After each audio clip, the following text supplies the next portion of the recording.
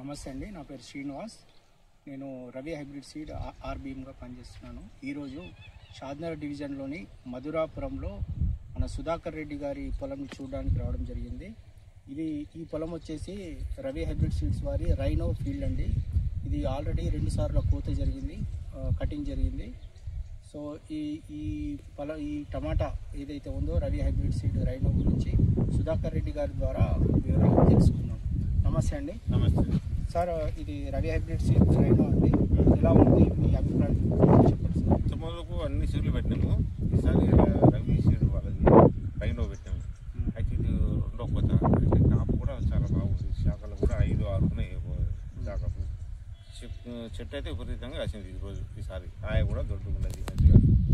ఇది వర్షానికి ఎలా తట్టుకుంది? వర్షానికి ఇది మేము స్టేకింగ్ చేసిన తట్టుకునే అవకాశం ఎక్కువ ఉంది. వర్షానికి తట్టుకున్నది. మీ దిగుబడి ఎలా ఉంది? దిగుబడి చాలా బాగుంది. తెగులు తట్టుకునేది జర ఎక్కువనే ఉంది. ఇంప్రూవ్స్. ఓకే, మీ అభిప్రాయం వేరే రైతులు పెట్టుకోవచ్చండి? ఇది వేరే రైతులు పెట్టుకోవచ్చు.